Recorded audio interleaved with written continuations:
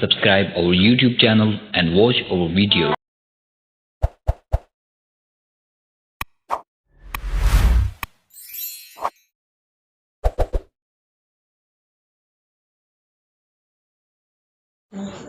نحمده ونصلي على رسوله الكريم اما بعد فاعوذ بالله من الشيطان الرجيم بسم الله الرحمن الرحيم وقال الله تعالى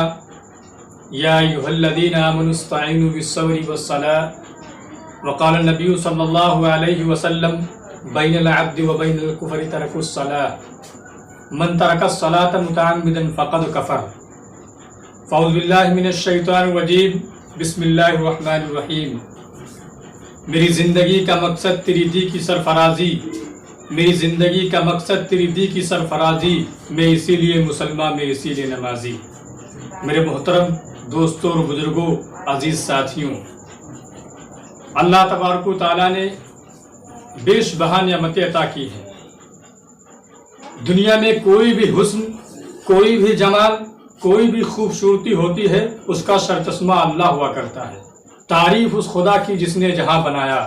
تعریف اس خدا کی جس نے جہاں بنایا کیسی زمیں بنائی کیا آسماں بنائے پیروں تلے بچھائی کیا خوب فرش خاکی اور رہنے کو یہ ہمارے اچھا مکہ بنایا ہر چیز سے ہے تیری کاریگری ٹپکتی اور یہ کارخانہ تو نے کب رائگاں بنایا و فقیروں کا ملزہ ضعیفوں کا ماوا خطا کار سے درگزر کرنے والا میرے بھائیوں دوستوں اور بزرگوں دنیا کے اندر اللہ تعالیٰ نے بے شمار نعمتیں عطا فرمائی ہیں اور فرمایا کہ وَإِن تَعُدُّوا نِعْمَةَ اللَّهِ لَا تُحْصُوهَا کہ اگر تم اللہ تعالیٰ کی نعمتوں کو شمار کرنا چاہو تو نہیں کر سکتے یقیناً بے شک نہیں کر سکتے جو بڑی سے بڑی اللہ تعالیٰ کی نشانیاں ہیں کائنات کے اندر ابدی جو ہمیں ہمیشہ ہر وقت نظر آتی ہیں مثلا جیسے چاند سورج آفتاب و مہتاب رات اور دن نہ تو آفتاب کے بس میں ہے کہ رات کو پکڑے نہ تو آفتاب کے بس میں ہے کہ سورج کو پکڑے اور نہ سورج کے بس میں ہے کہ چاند کو پکڑے نہ دن کے لیے لازم ہے کہ دن کے لیے لازم ہے کہ رات سے پہلے آ جائے اور رات کے لیے لازم ہے کہ وہ دن سے پہلے آ جائے سب اپنے اپنے وقت اور معیار میں تیرتے رہتے ہیں تو میرے بھائی دوستوں بزرگوں اللہ تعالیٰ نے بہت سی نعمتیں پیدا کی ہیں اور فرمایا وَإِن تَعُدُّوا نِعْمَةَ اللَّهِ لَا تُحْصُوهَا اگر تم اللہ تعالیٰ کی نعمتوں کو شمار کرنا چاہو تو نہیں کر سکتے ہمارے جسم کے اندر بال سے لے کر ناخن سر کے بال سے لے کر پیر کے ناخنوں تک بے شمار نعمتیں ہیں ہمارے اعضاء کے اندر اگر کہیں خرابی ہو جائے کہیں اعضاء کے اندر اگر شکایت ہو جاتی ہے تو پورا جسم اس میں شمار ہو جاتا ہے تو میرے بھائیوں دوستوں بزرگوں اللہ تعالیٰ نے بہت قیمتی نعمتیں عطا کی اس نعمت کے اندر سب سے بڑی اللہ تعالیٰ نے ایک قیمتی زندگی عطا کی ہے جو دنیا کے اندر ہمیں اللہ تعالیٰ نے اختیارات دے کر بھیجا ہے ہمارے ہاتھ پاؤں زبان اور تمام جسم کے اعضاء اور ہر رنگ اللہ تعالیٰ نے ہمیں جو ہے میسر کیے ہیں یہ بہت بیش بہا قیمتی ہیں اسی شکرانے کے اوپر ہم تو اتنا نہیں کر سکتے حق تو نہیں ادا کر سکتے اور یقیناً نہیں حق ادا کر سکتے نہ رسول کا حق ادا کر سکتے ہیں نہ نبی کا جو ہے حق ادا کر سکتے ہیں نہ اللہ تبارک و تعالیٰ کا حق ادا کر سکتے ہیں لیکن اللہ تعالیٰ نے شکرانے کے طور پر 5 وقت کی نماز فرض کی ہے 5 وقت کی نماز فرض کی ہے اور خالق السماوات والارض نے اپنے امت مسلمہ کو تمام بے بہا نعمتوں سے نوازا اپنے محسن کائنات صلی اللہ تعالی علیہ وسلم کو اپنے محبوب کو تمام بے بہا نعمتوں سے نوازا ان میں سے ایک اعلیٰ و عرفہ تحفہ نماز کا تحفہ ہے اس متبرک تحفے کی فضیلت روزہ روشن کی طرح آیا ہے اللہ تعالیٰ نے حج کو فرش پر نازل فرمایا زکوٰۃ کو فرش پر نازل فرمایا روزے کو فرش پر نازل فرمایا ایمان کو فرش پر نازل فرمایا اور تمام احکام کو بھی فرش پر نازل فرمایا لیکن جب نماز کی باری آئی تو رب کائنات نے فرمایا کہ ہم آپ کو ایک قیمتی تحفہ دینے والے ہیں یہ تحفہ بہت اعلیٰ و عرفہ تحفہ ہے لہذا اعلیٰ و عرفہ تحفہ شے کو اعلیٰ ہی جگہ عطا کیا جاتا ہے لہذا نماز کو عرش الہی پر بلا کر عطا کیا گیا برادرانی ملت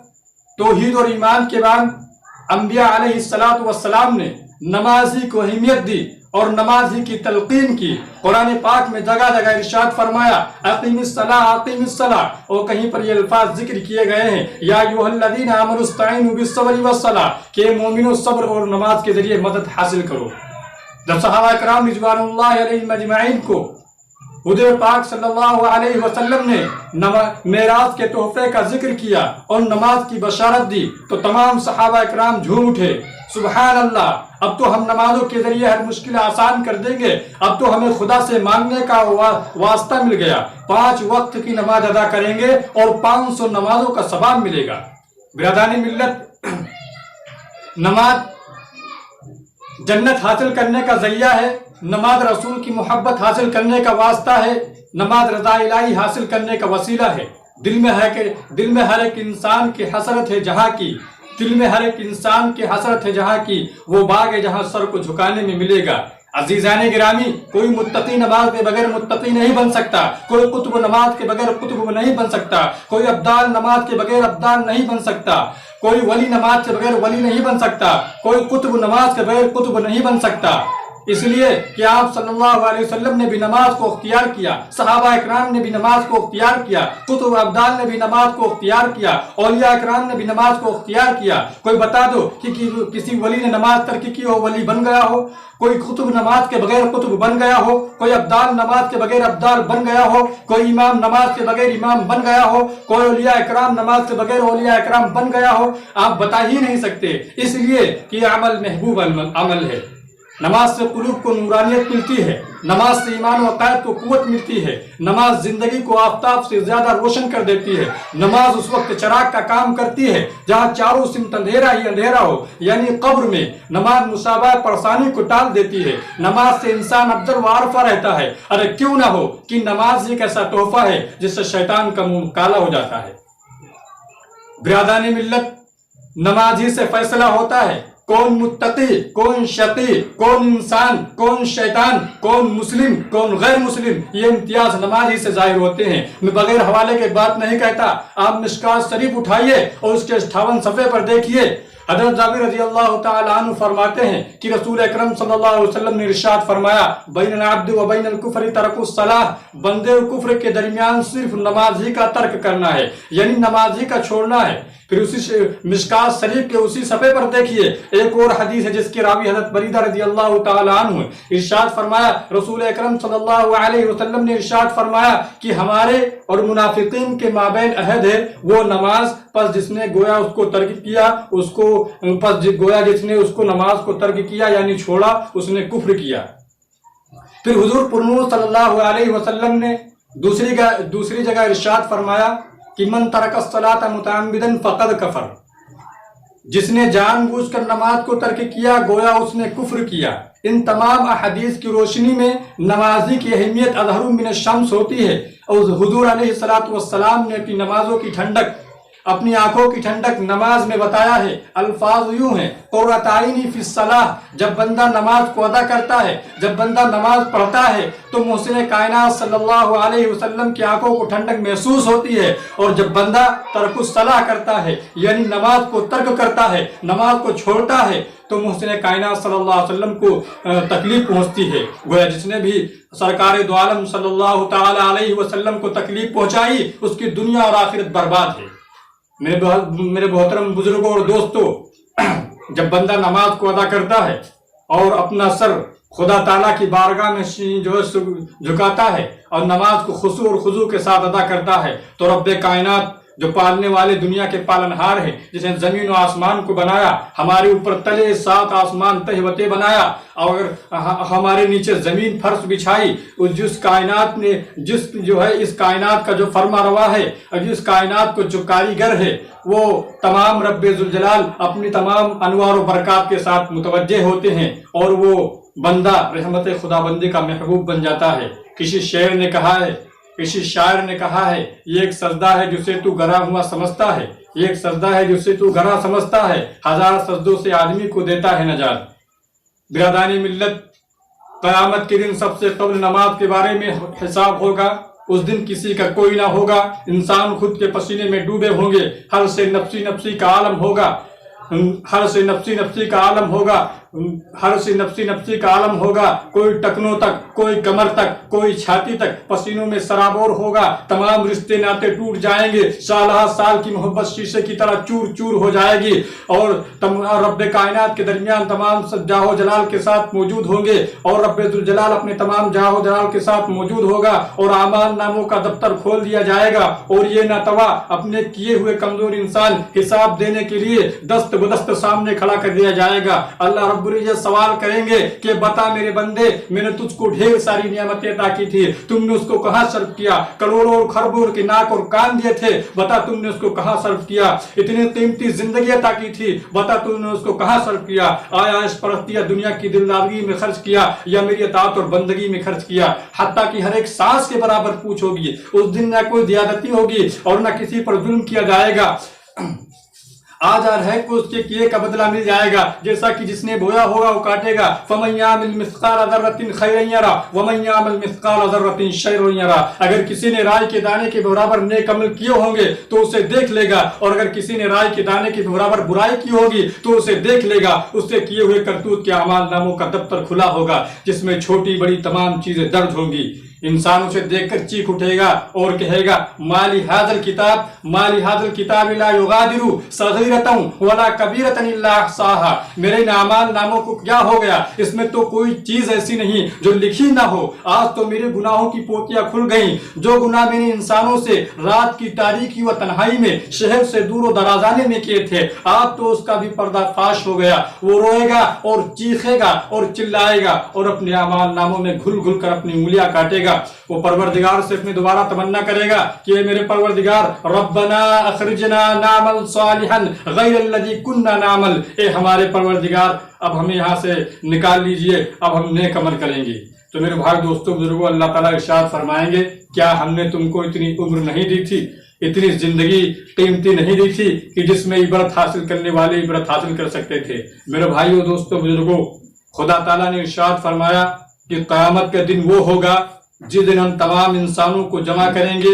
और किसी एक को भी नहीं छोड़ेंगे और फरमाया कि तुम्हारा एक राई के दाने के भी बराबर अमल अगर पहाड़ की चोटी में है या जब समंदर की तह में है तो उसको सामने ला हाजिर किया जाएगा। और जब क़यामत कायम होगी और जब क़यामत कायम होगी तो जो है अल्लाह रब्बुल इज्जत के बारगाह में सब बर्ता पेश किए जाएंगे और अल्लाह ताला का इरशाद होगा तुम इसी तरीके से आया हो, अब तुम जो है जिस तरीके से हमने तुमको पहले बार दुनिया में भेजा था, लेकिन तुम्हारा ख्याल ये था कि बहुत से अमालों को अल्लाह ताला को खबर ही नहीं है। हालांकि अल्लाह ताला क्या, अल्लाह ताला के जो फरिश्ते किरामन कातिबीन हमारे हर फेल को, हमारे हर काम को नोट कर रहे हैं। जो हरकत और सकनात हम दुनिया में काम अंजाम देते हैं वो उसका रिकॉर्ड महफूज कर रहे हैं और क़यामत के दिन हमारे सामने ये जो है पूरा रिकॉर्ड हमारे सामने खोल दिया जाएगा। तो मेरे अजीजान गिरामी, हम अपने वक्त को गनीमत समझें कि जिंदगी के अंदर खुदा ताला ने हमको भेजा है और अल्लाह ताला ने इरशाद फरमाया कि आफा हसिबतुम अन्नमा खलकनाकुम। अल्लाह ताला फरमाता है कि हमने तुमको बेकार में पैदा किया था? तो इंसान दुनिया के अंदर आया है, जीता है, जिंदगी गुजारता है। बहुत सी जिंदगियां लोग गुजारते हैं, जिंदगी गुजारने वालों ने, बादशाहों ने जिंदगी गुजारी है, नेताओं ने जिंदगी गुजारी है, लेकिन अल्लाह वालों की जिंदगी एक नुमाया होती है, अलग होती है। जब अल्लाह ताला का ताल्लुक बंदे का ऐसा ताल्लुक बन जाता है और ऐसा ताल्लुक बन जाता है तो अगर वो बंदा समंदर में चलता है तो समंदर भी उन्हें रास्ता देता है। दुनिया की कोई दौलत है ऐसी नहीं हो सकती जो ये नियामत मिल जाए। अल्लाह ताला के मुखलिस बंदे जब बनते हैं तो दुनिया और आखिरत उनको दोनों जगह मिलती है। बादशाहों को जिंदगियां मिली, उन्होंने अपनी मनमानी जिंदगी गुजार कर दुनिया से रुखसत हो गए और आखिरकार मरने के बाद वहां क्या मुंह दिखाना होगा। तो मेरे भाइयों दोस्तों बुजुर्गों, ये बहुत मुख्तसर जिंदगी जो हमें दी गई है, इस जिंदगी के अंदर हम अपनी जिंदगी को बनाएं और हमारा जिंदगी गुजारने का कि लेटना, बैठना, खाना, पीना, सोना, चलना फिरना, बात करना, हर चीज किसके मुताबिक होना चाहिए। इसी तरीके से मेरे भाई दोस्तों, किसके मुताबिक होना चाहिए, हम अपनी जिंदगी को किसके मुताबिक ढालें, जिंदगी का मयार किस जोड़ पर। इंसान अपनी नोक और पलक को संवारने के लिए किसी न किसी को नमूना और आइडियल बनाता है। تو ہمارے پیغمبر صلی اللہ علیہ وسلم کی زندگی کو اپنانے سے دنیا آخرت کی زندگی مل سکتی ہے۔ قرآن و حدیث کا عمل ہم اپنی زندگی میں لائیں گے تو ہم کامیاب و کامران ہوں گے، ورنہ کامیاب نہیں ہیں۔ زندگی یہاں گزار رہے ہیں، ہم صبح و شام محنت کر رہے ہیں، فاوڑا چلا رہے ہیں اور مزدوریاں کر رہے ہیں، اپنے گھر کا جو ہے خرچہ پورا کر رہے ہیں اور تمام چیزیں جو ہے ہم کر رہے ہیں، لیکن یہ کس مقصد سے کر رہے ہیں؟ آخر کار یہ محنت کرنے کے بعد ایک زندگی اور آنے والی ہے، اس میں ہمارا نتیجہ کیا نکلے گا کہ ہم یہاں سے زندگی یہاں بھی ہم نے محنتیں کی، مزدوری کی اور اس کے بعد خدا تعالیٰ کے حکموں کی تابعداری نہیں کی، ان کے حکموں پر نہیں چلے اور ان کے جو ہے نمازوں کو قضا کیا اور دین و قرآن و حدیث کا عمل اپنی زندگی میں نہیں لائے، لیکن آخرکار زندگی گزار کر جائیں گے تو کیا ہم وہاں جواب دیں گے کہ ہم زندگی گزار کر آ گئے، محنت بھی دنیا میں کی اور کچھ حاصل نہیں ہوا؟ تو اسی طریقے سے میرے بھائی دوستو، اللہ تعالیٰ نے اس پر توجہ دی ہے کہ اپنی زندگی کو صحابہ کی زندگی پہ ڈھالو اور نبی کی زندگی پہ ڈھالو۔ نبی کی زندگی جو ہے اس زندگی کو اپناؤ، اس زندگی کو اپناؤ گے تو تمہیں دنیا بھی ملے گی اور آخرت میں ملے گی۔ لیکن یہ مان کے چلا جاتا ہے کہ دنیا کے اندر ہم سے غلطیاں ہوتی ہیں، لیکن غلطیوں کا یہ نہیں ہے کہ غلطی ہی ہوتی رہے، ہم جو ہے کوشش ہی نہ کریں توبہ کرنے کی۔ تو جسے کہا گیا کہ جس سے غلطی ہو نہیں سکتی اسے اللہ کہتے ہیں، اور جو غلطی کر سمر جائے اسے انسان کہتے ہیں، اور جو غلطی پر غلطی کرے اسے شیطان کہتے ہیں۔ میرے بھائیو، دوستو، بزرگوں، یہ قرآن و حدیث کی روشنی میں ہم نے چند باتیں رکھی ہیں، اور دعا ہے کہ اللہ تعالی ہم سب کو ان باتوں پر عمل کرنے کی توفیق عطا فرمائے اور اس میں جو غلطیاں اور کوتاہیوں کو معاف فرمائے۔ میں اس شعر کے ساتھ اپنی تقریر کو ختم کرتا ہوں کہ پڑھ نماز پنجگانہ نہ کر کوئی بہانہ، پڑھ نماز پنجگانہ نہ کر کوئی بہانہ، اس میں ہے تیری جنت ورنہ دوزخ تیرا ٹھکانہ۔ وآخر دعوانا الحمد للہ رب العالمین۔